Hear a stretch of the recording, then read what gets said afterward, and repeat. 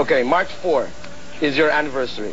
Hey, Kuya Randy, itatanong natin kay Rico at Claudine, what has been the best 4 events of your 4 years together as a couple? I think we had a short stint in Pearl Farm. We had work in Canada. We went to Phuket for Holy Week with my partners. No, not Phuket. Koh Samui. Koh Samui. And the 4th is, I think, my surprise dinner for her. What was that like? I set up... Wonderful. I set up a candlelit dinner na overlooking the city. What was the occasion? Nothing. Bumabagyo lang. Okay. Sinabi ko sa kanya na mahal ko siya. I think... Ikaw naman mag-answer. Ikaw. I think ako yung dapat sumagot niyan. Okay, bakit? Basta ang maganda kay Claudine, tuwing bibisita siya sa lugar ko. Sa bahay mo, kung saan kasama mong brother mo na sa Bobby, right? that's Okay. Bobby. Hindi mo na yan dediretso sa akin or dediretso sa kwarto ko. Pupunta muna yan ng kusina. Titingnan muna niya sa cabinet kung may pagkain kami. Bubuksan niya yung fridge. At pag wala? Pag wala, bibili siya.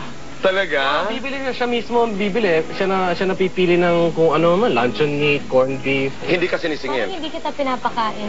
Hindi ka sinisingil. Hindi ko alam. Hindi ako sinisingil. Not That's at right. all. Ano yan? Labor of love yan. How nice, how nice. So, Okay, puntahan. One thing I'm sure of is that talagang inasikaso niya yung talagang pagkain namin sa bahay. She makes sure na hindi kami And I think you both take good care of each other. Isang malasinihang television set. Ano ang inyong naalala, Claudine? My birthday. Ano ang ginawa ng TV set na yan sa birthday mo? Kasi matagal ko na in-order yon. Kasi gusto ko maglagay ng home theater system sa bahay. Tapos, yung friend ko, I ordered it from my friend. Tapos, kinausap niya, kinonsyaban niya na huwag ibigay. So, usapan namin, May pa lang, darating na yon. Okay. July na wala pa, pala siya bumili.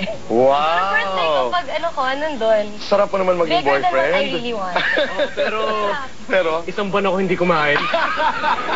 magkano yung mahal, no? Yeah. Well, ipagpalagay na natin na may mga gusto kong bilhin na ipinagpaliban ko muna. Para mabili lamang yon. Okay. Looking out for being that strong woman who would always back up a man. I think lahat ng lalaki kailangan ng isang babaeng malakas. Kasi aminado ako na I also have my weak points. I have my weak moments.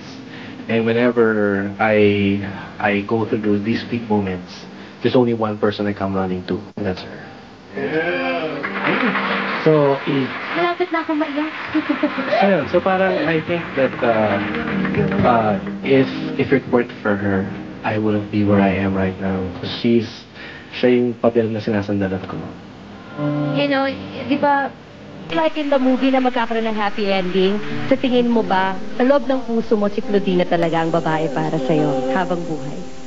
Of course, ever since I got into a relationship with Claudine and we've been going 4 years, I know for a fact that in my heart always says yes whenever the name of Claudine is mentioned. So hopefully when the day of reckoning comes and I decide to go the next step, then hopefully Claudine will give the same answer that my heart gave. Malapit na ako umiyak. Okay, thank you. Thank you. So kailan ipapalabas ito? At this point ba, masasabi mo na si Claudine talaga yung love of your life, di ba? So talaga yung pinaka-mabigat na minahal mo, gano'n. Oo naman. At this point in time, of course. Masasabi ko na si Madam bakit ka ba Madam ang tawag mo sa kanya? Hindi ko alam. Siguro force of habit. Taping mo mula sa puso. So nandun lang ako, nanonood ako sa set. Andun siya. She was kasama sa set. So ako pinagmamasdan ko siya. Yun na. Siguro mga 5 minutes, 10 minutes staring at her. Bigla lang napagano na ako. Parang, Rico, bobo mo. Right in front of you, darling. Sa lahat ng babaeng hinahanap mo at hinabol mo, nandyan lang pala sa ilalim ng ilong mo. Claudine is also a very responsible person now that you're living independently. Napagay nga. If I were to live alone like her, ngayayat ako, wala akong pagkain. Sa bahay, pagdating sa bahay, everything, to the last detail, covered niya. She can cover everything.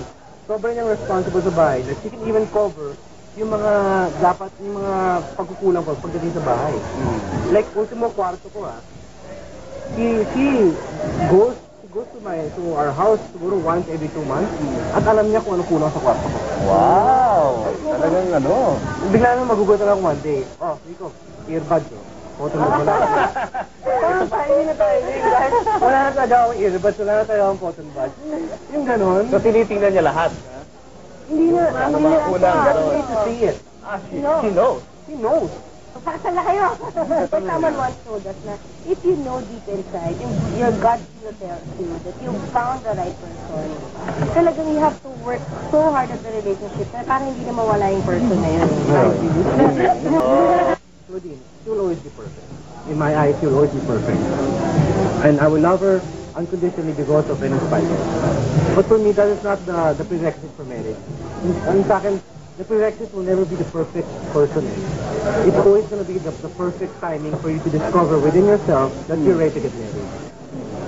And, you know, if whoever girl you're with, and I'm hoping it's going to be her, and talagang, she's going to be the one that you're going to marry.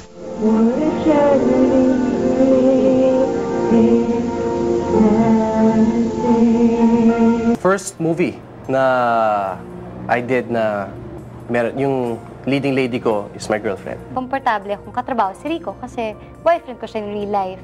Plus yung pelikula tungkol sa amin, mas naging advantage siya. Mas masaya, mas totoo. Arts. They're very comfortable with each other. They have a very good chemistry. So built-in na yung chemistry. Advantage yun. Innate sa kanila yung mahal nila yung isa't isa. So hindi mo kailangan i-motivate, look at each other, blah blah and all that stuff, no? Kasi nasa puso na nila yun. Pagdating sa eksena, trabaho tayo. We support each other kasi, Rico and I, in everything. Parang trabaho lang at sa fun. Trabahuin natin na maayos to. Balang araw, with someone.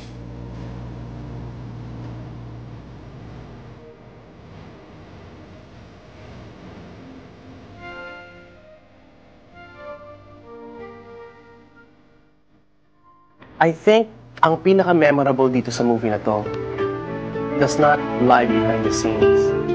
It lies within the friendship that was formed with the cast and the staff.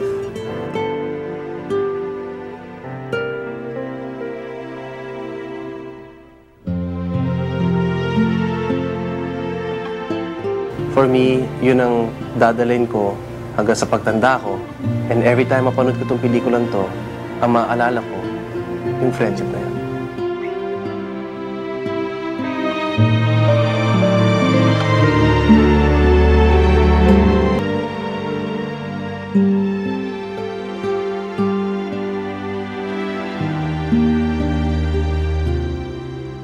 I will still be true to my word that my only goal for her is to see her spread her wings and fly. And when she does, I told her not to look back, and I will be happy.